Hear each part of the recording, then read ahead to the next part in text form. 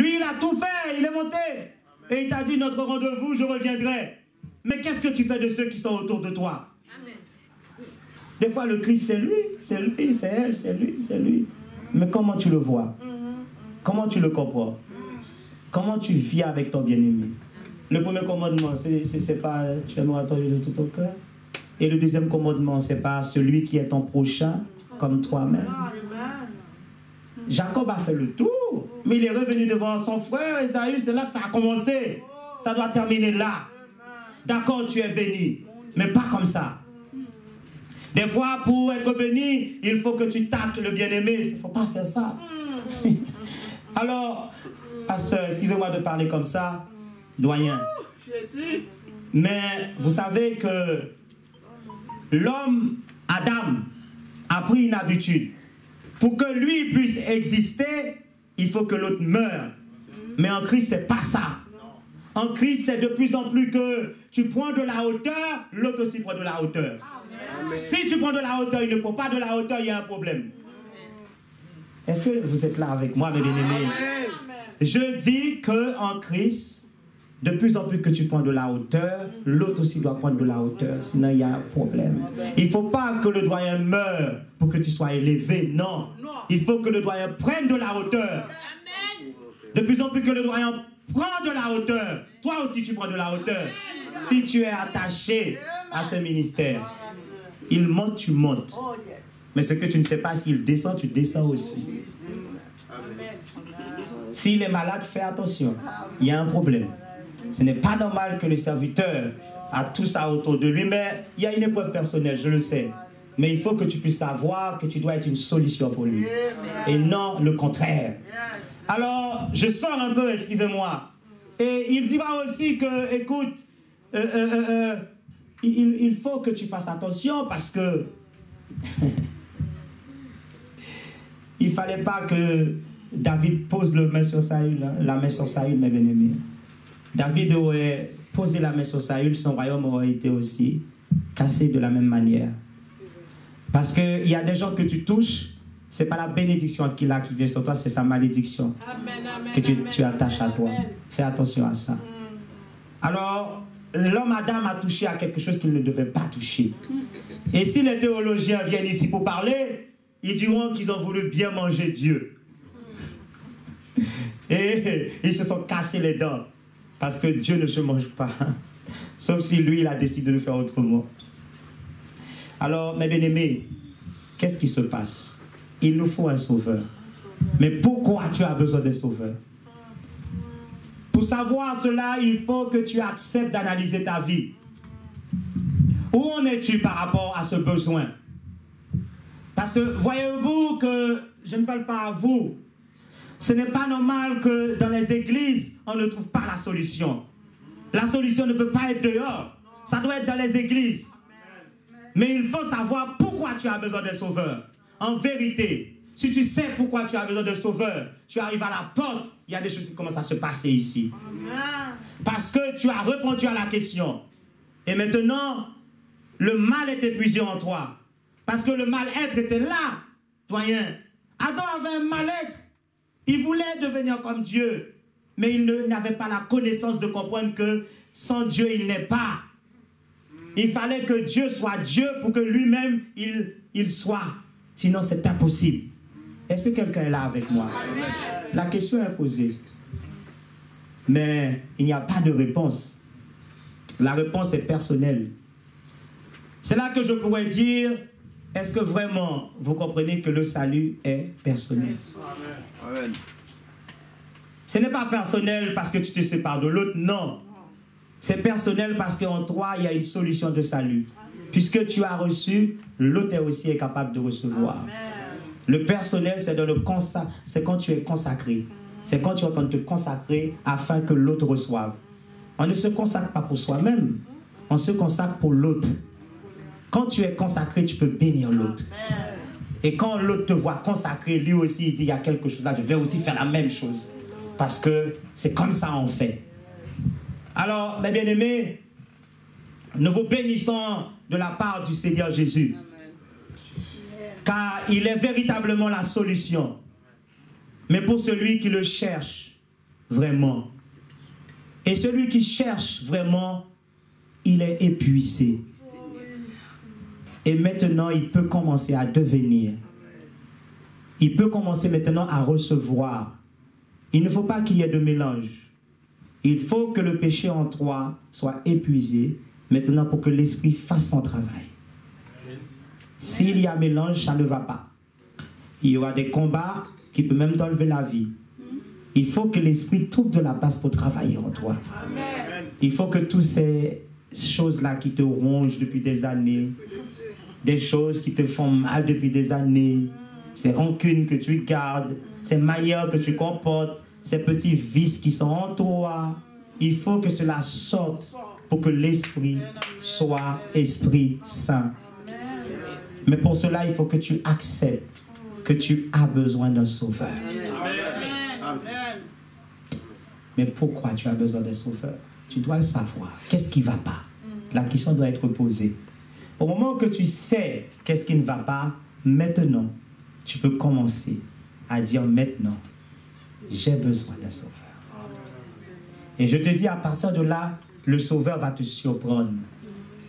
Mais il faut que tu puisses savoir, comme Paul le dit, mais attends, cette histoire de loi-là nous amène dans un péché. Mais il fallait que tu puisses savoir qu'il ne fallait pas manger. Hein? Il y a des nourritures qui donnent la mort. Hein? Tu ne dois pas tout manger. Alléluia. Alléluia. Alors, car quand je voulais en fait comprendre cela, j'ai essayé, j'ai lu la Bible en français et je restais encore en l'air. Alors j'ai dû prendre le créole pour mieux comprendre. Vous êtes là? Amen. Cela veut dire que le français n'épuise pas assez le sujet. J'ai dû aller dans le créole pour comprendre à la sauce. Le juif, il parle bien sa langue, hein, pour mieux comprendre. Alors, il nous dit que péché a profité, occasion, commandement, pour faire gagner toute qualité, l'envie, non qu'est moins. Sans la loi, péché mourit. Les envies, faites attention à ça. Tous les envies qui viennent là, c'est cette histoire de loi qui fait sortir les envies. Et quand il y a trop d'envie, tu ne reconnais pas l'autre. Tu es capable d'effacer l'autre pour arriver à ton but. Mais c'est pas comme ça. C'est pas comme ça. Fais attention à tes envies. Il va t'amener loin. Et des fois, tu oublies le Seigneur. Péché à profiter, occasion, commandement. Ou pour faire gagner toute qualité l'envie qui est moins. Sans la loi, péché mourit. Mes bien-aimés, vous devez savoir cela. Tu n'as pas à cultiver en toi l'envie, parce que tout a été donné. De quoi quelqu'un qui a reçu tout a besoin? Mais le tout, ce n'est pas que toi. C'est tout. Quand on parle de tout, ce n'est pas toi. Parce que l'apôtre Paul dit, on connaît en partie. Ce que tu ne connais pas, c'est l'autre. Et quand tu conçois que ce que tu ne connais pas, c'est l'autre, à partir de là, maintenant, tu peux commencer à devenir. Personne ne reçoit le salut seul. Il faut qu'il y ait un autre qui te donne pour que tu puisses recevoir. Alors, je ne vais pas prendre tout le temps. Je crois que celui qui viendra après, il dira le reste. Soyez bénis. Amen.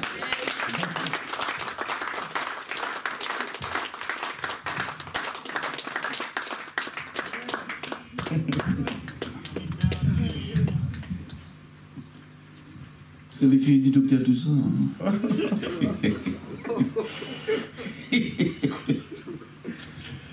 Bah, bravo pour bon Dieu.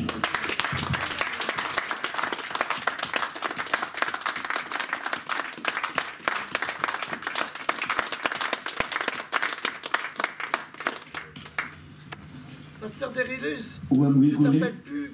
Pardon, pardon. Tu dis quoi? Je t'appelle Paul, ça veut dire petit. Merci. Et tu es grand. Épuisé. C'est vrai.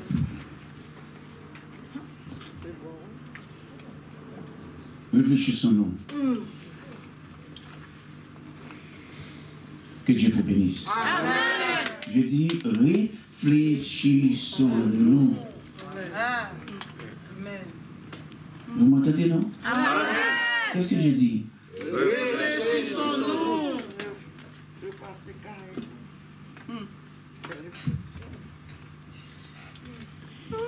Ou pas capable de Dieu sans Dieu. Amen. Amen. Bon Dieu, il est Moïse. Il dit, m'a envoyé en Égypte. Bon, vous connaissez l'histoire. Moïse il a fait tout le racontage. En dernier lieu, il dit Moïse, voilà. C'est moi qui fais mon. C'est moi qui forme mon. Et c'est moi qui mets paroles dans la bouche mon. Amen. Alors, m'a fait Dieu pour me voir le coup de faveur.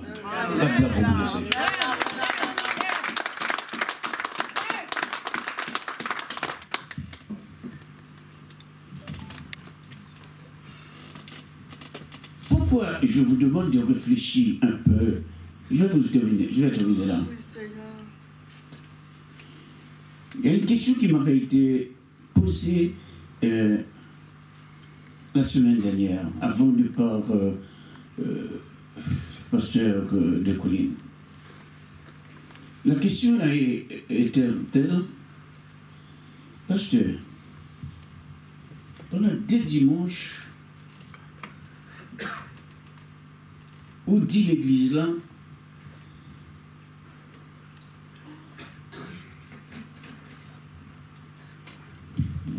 comme si pour y aller demander mon Dieu pardon pour quelque bagaille ont été fait.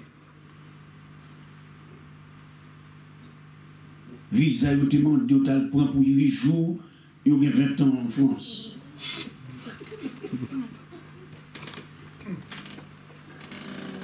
Visa 15 jours qui va 10 ans en France.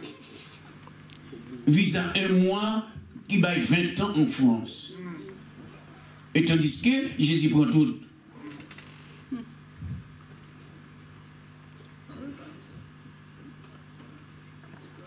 Si moun rentre ou fait mentir, ou dit c'est petit tout, tandis que petite cousine, c'est petite sœur, tandis qu'on dit, et c'est pour son misère retiré en Haïti. Bon Dieu, tu dois retirer misère pour lui.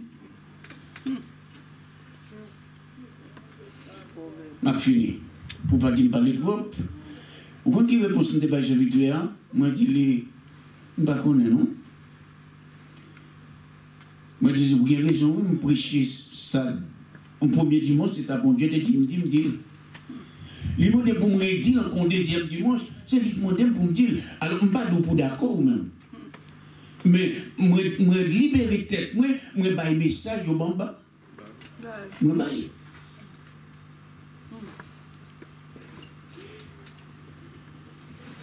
Comment on pourrait le faire?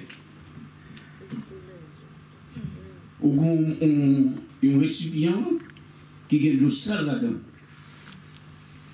Et qu'on y a besoin de l'eau pour boire, on a besoin de l'eau pour servir le monde, on a besoin de l'eau pour boire le monde qui soif, et qu'on n'y a pas nettoyé le récipient, qu'on y a prendre de l'eau propre pour venir maintenant de l'eau sale pour le servir. Alléluia. Alléluia. Dieu n'est-il pas merveilleux, chrétien? Est-ce que Dieu n'est pas merveilleux? Alléluia. S'il est merveilleux dans ta vie, dis Alléluia.